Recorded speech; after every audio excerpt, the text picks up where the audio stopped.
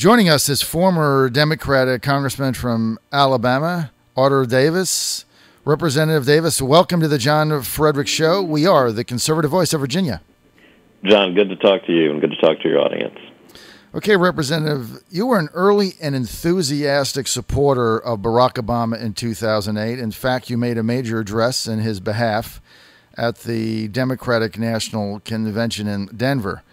Since then, you've abandoned the Democratic Party, moved to the Commonwealth, and have recently endorsed Governor Mitt Romney for president. What has changed for you, Representative, in such a short period of time, and why? You're right about the fact that I'm someone who used to be in the Democratic Party. I'm someone who supported Barack Obama 4 years ago, and now I'm happy to be in the Republican Party. I'm happy to be back in the Romney campaign. I think the simplest explanation is one I think a lot of folks in your audience can relate to. 4 years ago, President Obama talked a great deal about unifying the country. He had a thin resume, thin record, didn't run on a lot of proposals, didn't really run on his record. He ran as someone who was going to bring the country together. I embraced that. I embraced the Barack Obama who in 2004 talked to the Democratic Convention about getting past red states and blue states. Candidly, candidate Obama has been very different from President Obama. And certainly over a period of time, the Democratic Party has moved further and further to the left. When I was in the Congress as a Democrat, I was someone who was in the conservative Democratic spectrum that used to be a lot of people who were in the Democratic Party. Well, the reality today is that old conservative, moderate Democratic wing in the party that used to exist has shriveled to virtually nothing, at least at the elected official level. I've decided over the last couple of years on issue after issue that I didn't hear the Democrats making a case that resonated with me. I didn't hear the Democrats making a case that I believed in, so I found my way into the Republican Party, as have many other people in the state of Virginia in the last several years who were in a different place 4 years ago. Well, Representative, the Romney for President campaign has released a barrage of charges lambasting the Obama administration for what they claim is blatant crony capitalism funded by taxpayer dollars. Can you elaborate on that for us? Well, I think the Romney campaign's right to go on the offensive on this question. The reality is Barack Obama, candidate Obama, campaigned as someone who was going to change business as usual politics, campaigned as someone who was going to break up the connection between money and politics. And those weren't just minor premises in the Obama campaign. There was a big part of what he said he'd do if he got to Washington. Well, here we are 4 years later, and we see if the Obama administration has the same kind of record that people are accustomed to seeing in Washington politics, which is if you follow the money, you see the connections. You follow the money, you see the government grants flowing to particular people who were supporters of the campaign. It didn't start with Barack Obama, but Barack Obama is someone who said, this is not how we're going to do things. So when the Romney campaign points to donors who received stimulus money, donors who received a lot of the alternative energy grants several years ago, they're not saying that this practice started with Barack Obama, but they're using it as one more example, and they're correctly using it as one more example of how all the talk and all the promise and all the hype 4 years ago didn't materialize. Do you believe this was a concerted effort by some of Barack Obama's operatives to award their biggest financial backers?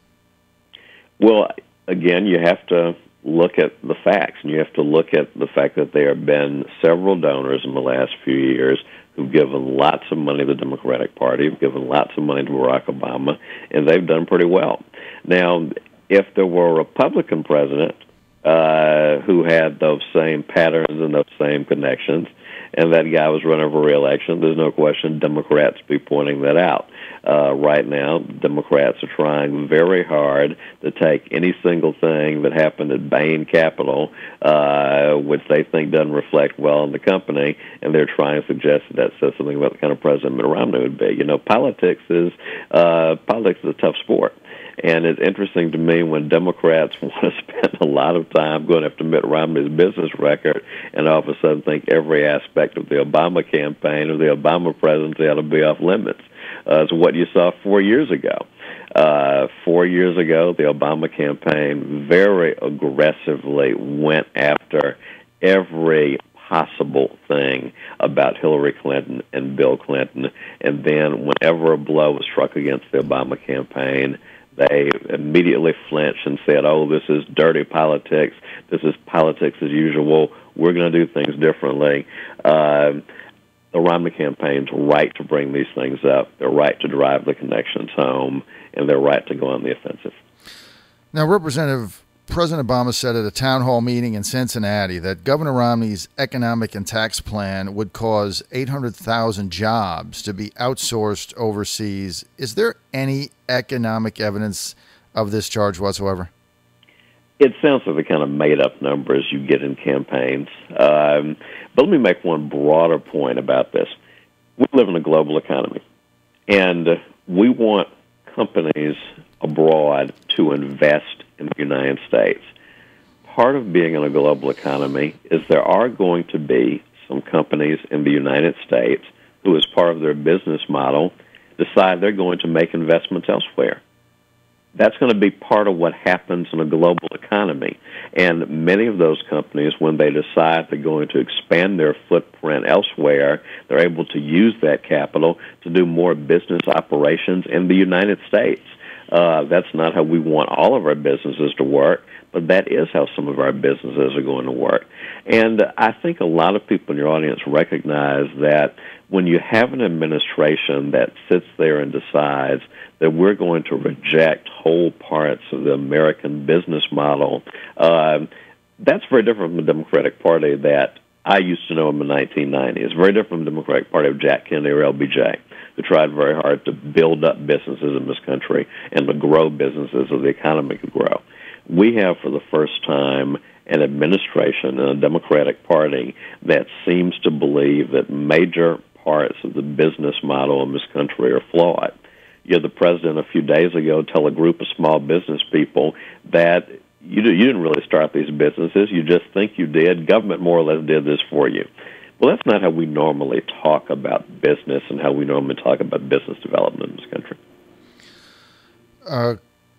Representative, Virginia has a very rich history of what you would call conservative and moderate Democrats in the state. As a former Democrat yourself, what would be your message to many Virginians who are Democrats but might not be comfortable with the way the United States is headed under President Obama?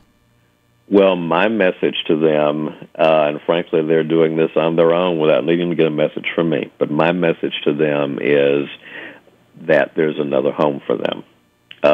There are, as you pointed out, a number of conservative Democrats in Virginia. That's been the strength of the Virginia Democratic Party for a long time. I think they have to look at what's going on in the Democratic Party. They have to look at a Democratic Party in Virginia that has moved remarkably to the left in the last 4 years. I remember the governor's race 3 years ago when all three of the guys who ran for governor spent the last weeks of that campaign competing over how liberal they were. You don't see that in a Virginia Democratic Party. The Virginia Democratic Party used to be a party that talked about how it represented all Virginians, but how it was a big tent.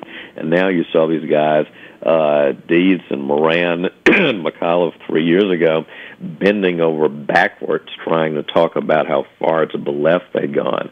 Well, I think a lot of Virginia Democrats saw that conversation. They didn't hear their views and their values, and they voted for Bob McDonnell. Well, it's even worse now, and I think those many conservative Virginia Democrats have an opportunity to do the right thing this time. I think many of them will, and I think you're going to see Virginia and many other states in this country do literally the opposite of what they did in 2008. You're going to see a reversal of the numbers you saw in Virginia 4 years ago. Representative Davis, along those lines, how does President Obama's tax increase plan on those making over $250,000 in a protracted recession, how does that lead to job creation? Well, it won't lead to job creation, and it's unprecedented. I can't think of any instance when a president of the United States, during a time of sustained lack of confidence in the economy, when consumer demand is low, when business confidence is low, I can't find a moment like that in recent history when a president has said the response to slack consumer demand, the response to declining business confidence, is to take more money from consumers and businesses. That's an unprecedented economic strategy. It hadn't been tried. It hadn't been tried for a reason. It confounds everything we know about economics. It's bad politics. It's also very bad policy. It's the wrong thing to do, and I think that the Obama administration sent a real signal to a lot of small business people in Virginia last week. A lot of small business people are wondering, is there anybody speaking for me? And what they found out last week is the president is telling them that I've got something waiting for you in the second term. It's called one of the largest tax increases in American history. It's right at a time when these companies and businesses and individuals can't afford it, and it's the wrong policy. And I also think it's bad politics for the Obama campaign. It will damage their hopes. No, without a doubt. Final question, Representative. Will you be running for Congress anytime soon in the Commonwealth?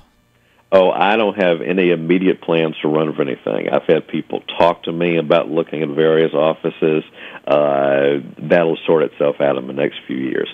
My goal is to help good people get elected in Virginia this year and to be a good, constructive citizen of this great state, this great Commonwealth. And I look forward to working with a lot of good people in Virginia over the next several years. And we'll see what happens in terms of politics and career and that kind of thing down the line.